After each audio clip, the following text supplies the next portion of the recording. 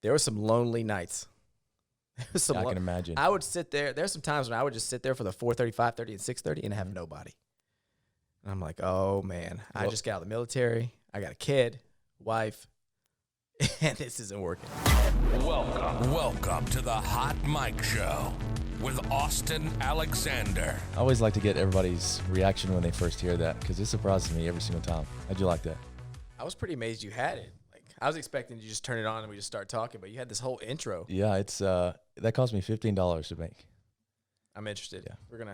I want you to tell me where you got that All at. right, I will later after you introduce yourself. So go ahead and introduce yourself. All right. My name's Garrett Scales. The Marine Corps for about 12 years. Got out, opened a gym, and then just kind of started building it from there. Right now we're at 3 locations and just keeping it going, keep rising the tides on that one. Yeah, and when I first met you, you told me the story, and it interested me how you first got started. How did you take that dive from? We're diving right into the story today. We're ready to go. How did you take the dive from getting out of the Marine Corps to starting your first gym? For sure. So when I was a young Marine, right? Yeah. I got to do all the fun stuff. So I did Iraq. Was in an infantry unit when I was there. Then I went from there. I was a drill instructor. So I got to be all, the mean guy, whatever. Yeah. And then I went to Afghanistan pretty much right after that. Mm-hmm. And in between there, I did a couple of med floats, been to, about 35 countries. So I did a lot in my first 12 years. And that last year, I was just like, I've done a lot of stuff already. And I was starting to get a desk job. So the job I had was like a radio communications job. Mm-hmm. When you're young, you get to be in it. You could be in the shit, right? The older you get, the more of a desk job you get. Yeah. So I was just like, I'm sitting behind a desk. I'm doing an Excel spreadsheet. This sucks, right? I'm going to get to do nothing fun. So I was like, I like CrossFit. I think I could do it. I'm going to just open my own CrossFit gym. But you were kind of into bodybuilding at the same time, right? Yeah, I like to lift a little. Well, prior to CrossFit, I'd go to the gym like most and do the bodybuilding type stuff, Yeah. Regular lifting. And then I was on the USS New Orleans. Mm-hmm. Yeah, the USS New Orleans. And then, that some master sergeant was doing this CrossFit thing, and he was trying to show me up. He's like, hey, you want to do this right here, this workout? And I was like, yeah. And, of course, he showed me up, and he whooped my ass all over the ship. But I was like, this is it. This is awesome. So I did it the whole deployment because it was like the first month. Yeah. Did the whole 6-7 month deployment, CrossFit every day, twice a day. I was all about it. The last year in the military, I was like, okay, I'm getting out. Because at the time I got married, my wife got pregnant. I was like, okay, I'm about to have kids. Mm-hmm. I don't want to go on another deployment. I got 29 Palms orders. Ooh. And I was like, I'm not doing it, bro. Yeah. I was like, I'm getting out and done. So the last 6 months I was in the Marines, I was like, okay, I'm going to start planning it out. So Last 6 months, that's kind of late. it is kind of late. Did you know. Oh, did you know for sure you were getting out at that Yeah, I point? knew I was done. Okay. Like I did all the transition classes you got to do the last year, and I had all those scheduled out, and I was starting to do those, and I was done. So first thing I did is I went and got a logo. Like I had no clue what I was doing. Yeah. Not a clue, but I just did whatever felt right. So I got a logo. I started like collecting like gear that I thought I needed. And like the last 2 months, I started kind of looking for buildings, and that was a pain in the ass from the get-go. But we finally found a building, threw all my gear in there, built it out how I thought a CrossFit gym should look, and then just opened the doors praying people would come in. So like when you say you threw your gear in there, where did you get the gear? Craigslist. You bought all the gear from Craigslist? The only thing I got brand new was the barbells. Okay. Because I felt like, okay, let's just get those new. Yeah. Everything else was Craigslist. I found a gym that was closing down. I bought pretty much all his stuff. And I just threw it in there, put it up. There's a lot of equipment that I didn't think. Now that I look at it, I'm like, I didn't need that. Like, little GHD machine type stuff. Yeah. I didn't need that for a group class, but, I didn't know what I didn't know. And when I opened, there's a lot of lonely days. I would just sit there and be like, is anyone coming in today? Yeah. And then a friend of ours was like, hey, do you have a Groupon? And I was like, no, what's that? I ain't never heard of a Groupon. So I got one of those, and it slowly started to build. People would get a Groupon, they'd come in. I would dabble in social media. I was terrible at social media at the time. So at that time, you offered classes, or you just wanted people to come in and do their own thing? So it was classes. Like, we had straight classes. I mean, if somebody wanted to come in and work out, I was never going to turn somebody away. Yeah. Like, yeah, come on in. Just everyone, come on to my gym. Come in. So we had classes throughout the day starting at 5 a.m. I coached every class all day I'd wake up at 4. And at the time, my son was just born. So this is what happened. We signed the lease of the building. Mm-hmm. No, correction. My son was born on August 2nd. I signed the lease of the building August 4th. Oh, 4th, yeah. I opened the doors We're open September 1st. I got out of the military August 15th. Golly. So all that stuff was just that month. I'm an idiot. Looking back, I was like, there's no way this should have worked. So you opened the doors August 4th. That's when I signed the lease. Okay, and then when did you start? When were you coaching these classes from like all day? Well, September 1st, I had 2 members, which was two friends of ours. Yeah. Classes didn't start really picking up a little bit until like that October, November. And I still didn't have that many people, but I was starting to get people in each class. So really I was coaching, let's just say October 1st, I started having some people at 5 a.m. Yeah. And I would do a 6. And then I would do a 9, a noon, and then 4:30, 5:30, 6:30 in the evening. And I did that 2 years before I hired a coach, every class. So did you find it hard balancing your family life, especially just having a son with business? I'm sure you did. There's no such thing as balance. Why do you say that? Yeah, especially in the beginning of opening a business. Now there's, I got balance now. Mm-hmm. But then there's no such thing, because if you don't put everything you got into that business right then, you're not going to survive. Yeah. Because you need people to come in. I didn't know how to get people to come in then. So, like, I had that little Groupon out there, and that's really what kept me alive in the beginning. And, word of mouth came out, and friends, and me just walking around going, hey, come to my gym, come work out. I didn't even know how to sell people at the time. So you waking up and coaching all these classes, is there any point where you're like, oh, I can't do this? Like, how long am I going to do this for? There were some lonely nights. I can imagine. I would sit there. There's some times when I would just sit there for the 4:30, 5:30, and 6:30 and have nobody. And I'm like, oh, man, I just got out of the military. I got a kid, wife, and this isn't working. And you mentioned earlier, a few weeks ago when you and I were speaking, you mentioned that you went to school. Oh, yeah. What do you think about that? Yeah. So, the GI Bill. Yep. That's what kept us afloat. My wife was working a little bit at her normal job. But that GI Bill, I was using that to survive, basically pay our rent a little bit every month. So I would coach, go to class, come back, coach, go to class again, come back and coach. Mm-hmm. So I was traveling back and forth to Santa Ana College every day, just taking a class, going back and forth. It was miserable. And were you actually in pursuit of your degree? Kind of, sort of, maybe? Yeah, I mean, you have to be on a path to a degree to get the GI Bill. That's kind of how it works. Degree plan, yeah. Yeah, so you got to be degree plan. So I was on the path, kinesiology path, but I was just there to get the money just so I had no intent to finish. Yeah, got you. It wasn't going to help me. Mm-hmm. So let's talk about, you have 3 gyms now. CrossFit Yorba Linda, CrossFit Inversion West, which is over here in Anaheim, and CrossFit Downtown Long Beach. Your first location was Yorba Linda. Yeah, Yorba Linda. And 2 years into it, that's when you opened your second location? For 3 years. So, we're in another building than the Yorba Linda. Mm-hmm. It was in Yorba Linda, but in another building. And then I had a competitor, like a baseball throw down the road from me. So I went over there one day. I was like, hey, man, if you guys are ever looking at, getting out, because they're a little older, it's like, maybe we can figure out a deal. So they came back a few months later. I was like, let's try to partner. And I was like, okay. So we explored that option. Ended up not working out because of their tax situation. I couldn't do it because they would make me liable for some stuff. Yeah. So I ended up buying them out, for lack of a better term. It wasn't even a buy. It was more of an equipment buy, an asset purchase is what it was. Merged our 2 gyms together in the current building it's in now. So I went to their building, merged them together, rebranded it, did everything, and then we just went from there. So I took their members on. So it was kind of like I gained a gym by just buying their equipment. So why do they want to sell their gym? They just were tired of it? They wanted to get out of it? They just didn't know how to run it. Okay. I'll be honest. They had no clue how to run it. Their membership was You know, they didn't have that many. They were losing people left and right. So I was on the uprise. So tell me this. I'm gonna put you on the spot. What is the difference between you and them as a talking about running a business?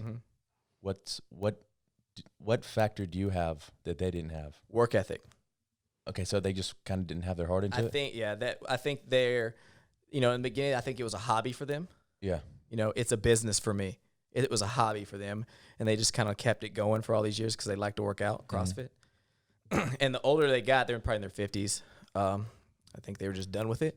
Yeah. So not a lot of effort was put into it. And me, I'll work all day. I'll work till, you know, I don't care. First thing I do when I go into one of my gyms, I clean the toilets. And I'm the owner. Yeah. It's the first thing I do. Keeps you humble, don't it? Does. I'm a glorified janitor. Yeah. That's what I am. I think a lot of people, they try to stop doing that stuff as soon as they can. You know what I'm saying? Like, they're like, oh, I have a few members. I'm not cleaning toilets anymore. I'll assign somebody to do that. But whatever, that's your place. That's your habitat right there. You got to take care of it. Yeah. It doesn't matter if it's cleaning toilets or what, you know. I have 6 kids.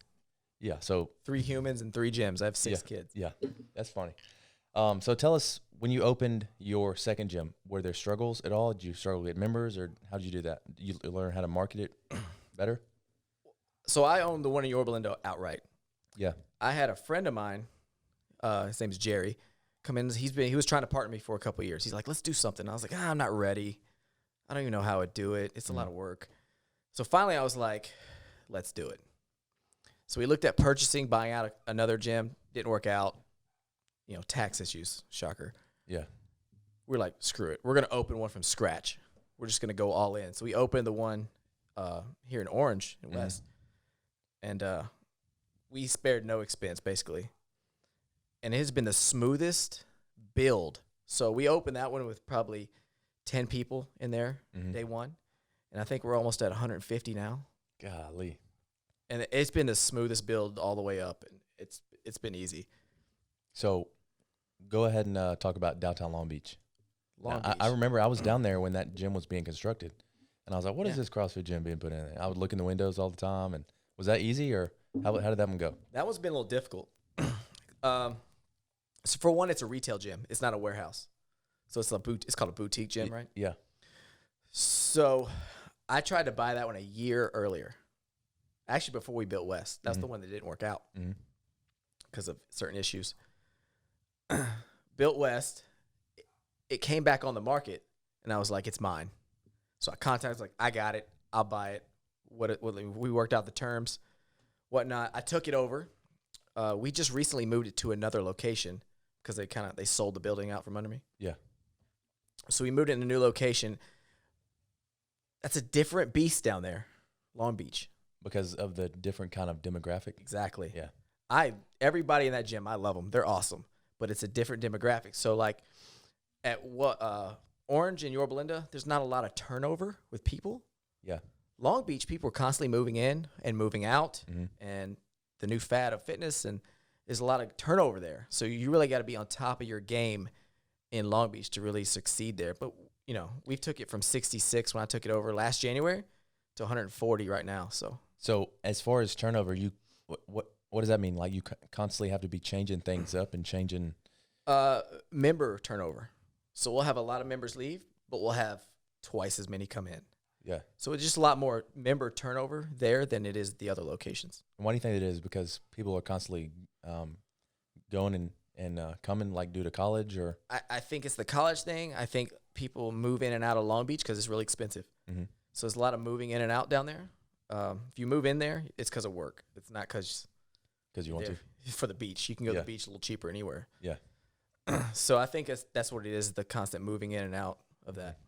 So I ask everybody this. It's anybody that's owns a business and is a veteran. Do you attribute some of the characteristics that you have today to the military? I think every bit of it is because I was in the military. Yeah. I have management skills that are second to none just because of the military.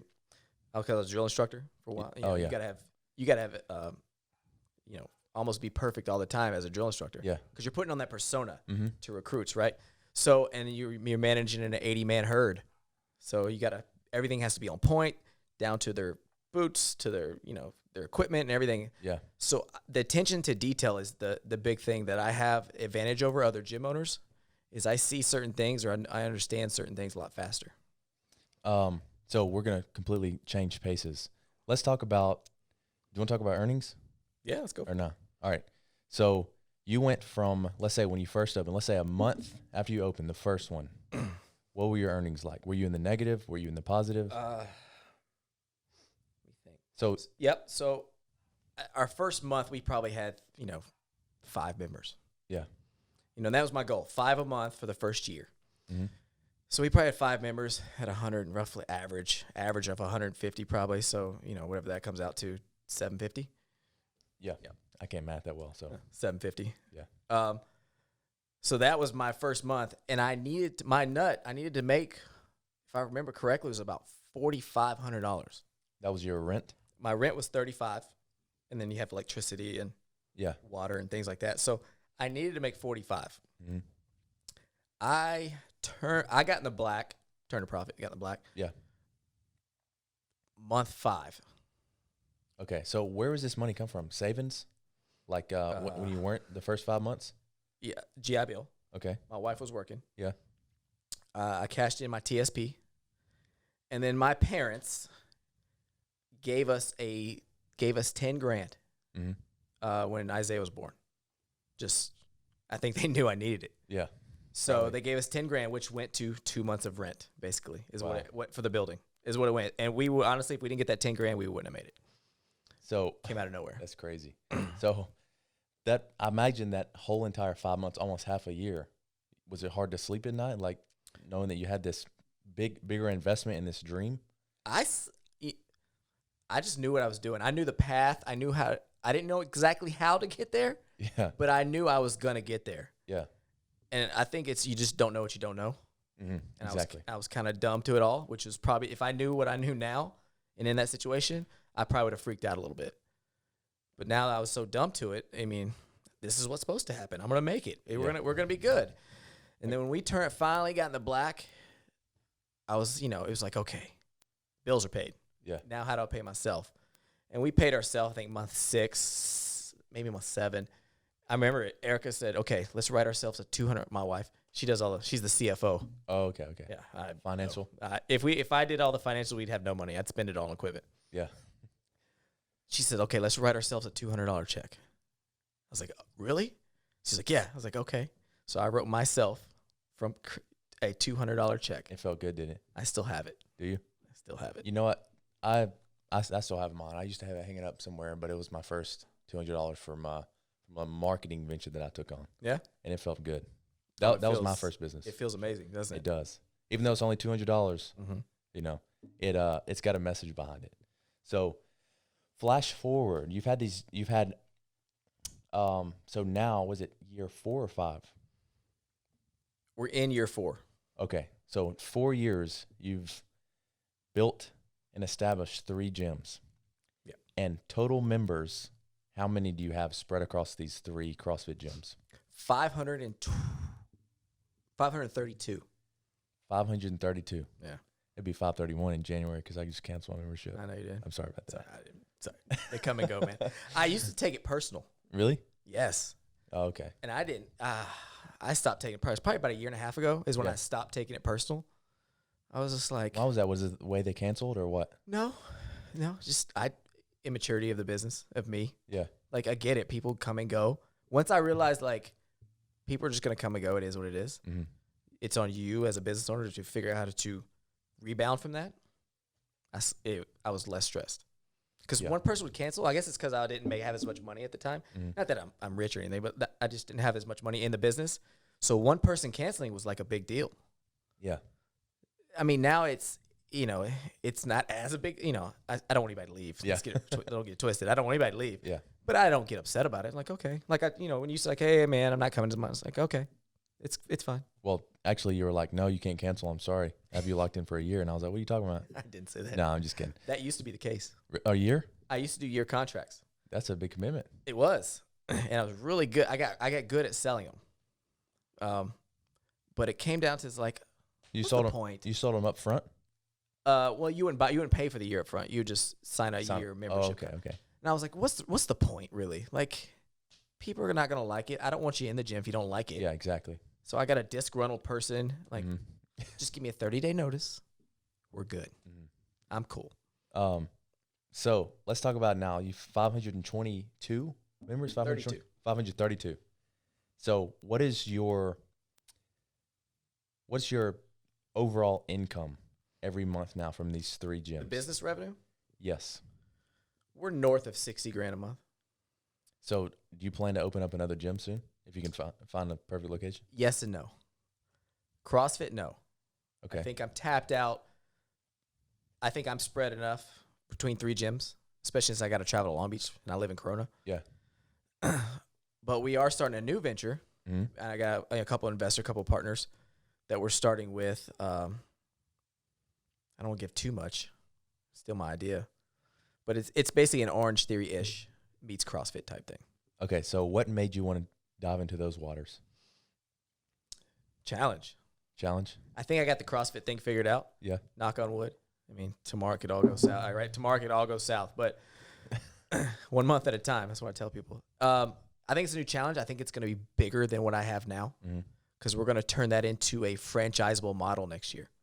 So instead of selling memberships, I'm going to be selling franchises. Oh, nice. And I've got the selling thing down, I think. Yeah. And I've got the pieces in place, and that's part of being a business owner. Is you got to put the pieces in place for you to step back. So I have a gym manager at each location. I have an administrative assistant that handles stuff across the 3 gyms. Yeah. I'm more of a toilet cleaner, and I help out with the membership sales. And I walk in, and I call it seagull owning. So I go in and I shit on everything, and I leave. I shit on all the gym managers, and I leave. Yeah. You know, I hate doing it, but sometimes like this needs to be fixed. Yeah. But I got to go. You ever tell them good job? I do, I think. Do you think that's important? I do. I say nice job. That's my thing. Did you say nice job? Yeah. It's usually through text because I'm always texting them. But yeah. I try to tell every coach every once in a while, nice job. And then if I feel like you're doing a great job and you've been there for a while, you know, a lot of gyms don't give coaches raises. I think even though some coaches are 1099s, they're not full-time W-2 employees. Yeah. I think they should get a raise too if they're doing what you expect and some extra. If you're just doing your job, you shouldn't get a raise. The bare minimum is not a raise. You got to pick up those collaterals. Yeah. Claim on the evaluation. Yeah. So I think it was important to give full-time employees. Now, we just started full health benefits. And I think that's what really I thought was like, okay, now I'm a legit business. Yeah. Because we now have health benefits. We have a retirement plan. They can get dental and vision. I believe they have dental. They can elect to get vision. But you can go to Costco and get glasses, whatever. Yeah. You don't need vision. That's pretty cool. I mean, I think it's a big incentive for somebody to make a permanent decision to stay there, especially retirement. Yeah. You know, we give the yearly raise, you know, based on your, you know, performance. But if you're not performing, I'm going to fire you. So you have to perform, so you get a raise anyway. Yeah, exactly. So I think a lot of business owners, and I mean a lot of business owners, because I've seen it, they get to a certain point where they're comfortable, and they're like, okay, they don't mind, you know, working in the business. They still have, you know, their self hours, like 9 to 5 or whatever. But you are in this scaling mindset because your last name is Scales. That's right. How ironic. I know, right? So within 4 years, you've built 3 gyms, and you're working on a 4th gym-ish type. We won't go into the I mean, I know. I got to make it proprietary first. It's in the stages of that. Yeah, I can't speak too soon. But once you get, let's say you sold 10, 15 franchises to these gyms, and they start going all over the United States, what's your next step? Have you thought about that yet? I haven't even got that far because I think that's a 5-year plan right there. Yeah. 10 franchises. I think it's a 5-year plan because we're coming in these franchises, a low barrier of entry. And that's the big thing. And that's the big thing with the problem with CrossFit. I love CrossFit. Now, CrossFit's the day I die, but you can't franchise them. You can't because you're licensing their name, so it's not yours. And it's a high barrier of entry for a new person. So you're brand new coming into CrossFit. You don't know the Olympic lifts, pull-ups, muscle up. You don't know all that, right? Yeah. So it's a high barrier of entry. And what I'm creating is a low barrier of entry that gets you just as fit as CrossFit can. So that's what I'm trying to recreate and then, sell that. So How does franchising work? They buy their rights from you to use that name? That's a licensing deal. Okay, so what is That's what I do franchise? with CrossFit. So what is franchising? So franchise, if you're going to create a franchise, you got to have a full model. And what that is, that's going to be everything from the type of equipment they have to use, square footage of a building. So everything is detailed down to the marketing that you're going to push to them, right? So example, you want a franchise from me, that's going to be $25,000 to $30,000 franchise fee. Yeah. That's kind of like the licensing and to get the package, right? From there, you're going to pay me 6% royalty of the monthly revenue with probably a 1% marketing fee. So 1%, so really 7%. So you can be the one marketing, right? Well, no, that 1% goes to a company to market for everyone. Oh, okay. I got you. Right? So example, Fit Body Bootcamp, Orange Theory, F45. Yeah. You know, all those franchises, they probably pay 30, 40 grand for the franchise name. Yeah. Then they have to have, you have to have, which is a requirement of 350,000 liquid capital to be able to put into it. Yeah. It's got to be a nice facility, right? And then every month you have to give anywhere from 6 to 8%, and 1% of that goes directly toward the marketing. Okay, so I got you. So I see all these restaurants around, and I guess restaurants are the same way. They pay one big company to market for them. Yeah, so that way they don't have to. So if I'm a franchisor or whatever, and I have franchisees, I don't want them to be marketing different things. Different things and for themselves, because you may be good at it. Yeah. But Mike over here, who has a franchise, sucks at marketing and everything else. So his franchise is going to fail and then make the brand look bad. Oh, okay. If his franchise fails or he sucks or anything like that. So there has to be that control there in the marketing and brand awareness. And marketing's whatever. It's the brand you want to build. No way. Everyone can, hey, stand on the street, come to my gym, work out. Look at this guy with his shirt off. He's fit, whatever. It's the brand you build around that, the brand awareness. Yeah. And that's what gets people to come in. Okay. So we're going to change paces again. Sure. We're going to get real sappy. Uh-oh. Sappy. All right. So if you were looking at somebody who would like to be in your shoes or would like to start their own business or their own gym or their own restaurant or whatever, offer them some words of advice, because the listeners right now, they maybe want to start their own business or they may be struggling like you were in your first 5 months with their business. Offer them some words of encouragement. I can give them some guidelines. Okay. I'll accept that. Have a plan to survive for 6 months. Okay. Go all in on your idea. A side hustle is never going to provide, right? It's a side hustle, right? So if you're going to go all in, that's why I got out of the military. If you're going to go all in, you got to go all in. Yeah. And give it everything you got. And if it works, it works. It's great. You made money, you're surviving, you're doing it. If it fails, great. Go on to the next learning lesson. thing. Yeah. Learn your lessons. Go on to the next thing. Honestly, I never should have really made it. And I don't think I really made it. But, so far, I've been lucky in a few things. Like, you have to have a little bit of luck. But I was all in. I was willing to coach every class, wipe every toilet, do everything I had to do, stay late. My son was young. Eric would go to work. I would have him take him to work with me in the morning at 4 a.m. To the gym? 2-month-old. Yeah. I would literally feed him during classes. Did you make him scrub the toilets too? That's right. Yeah, everyone scrubs the toilets in my family. But yeah, you got to go all in. And if you're not ready to go all in, you can't do it. Got you. Go all in. I like that. All right, Mr. Scales.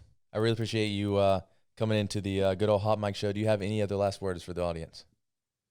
Appreciate the beer, man. Yeah, no problem. Sorry, it's a Pacifico. Usually rocking some PBR, some Miller Lite, some Natural Light, but we're going Alabama style. Yeah, exactly. Well, that's moonshine over there. This is the Twang Show, Tennessee and Alabama. Yeah, good. Oh, you didn't say where you're from. Yeah. Nashville, Tennessee. Nashville, Tennessee. It's the Twang Show. Born and raised? Yeah. And when did you join the Marine Corps? 18?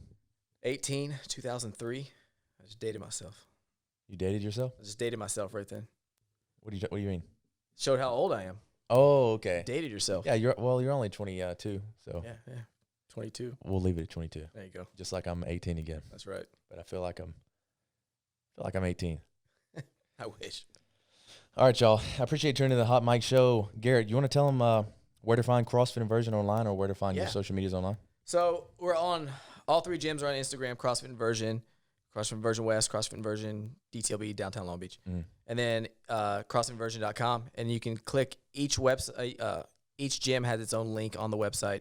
Yeah. So you can go see locations, class hours, check us out. First class is free as always. Yeah, I got the I think I got the first 2 free or something like that. Oh, I don't know. And scam me. Yeah, I'm sorry. I think is it the first 1 or 2 free, and then I bought the 24/7 access so I can go in there and cry while I lift because I like to do that a lot. It really helps me emotionally. Hey guys, I hope you enjoyed this episode of the Hot Mic Show. If you want to catch more Hot Mic episodes, you can click the link to my left, or if you want to subscribe, you can click the link below that link. Thanks again. See you in the next episode.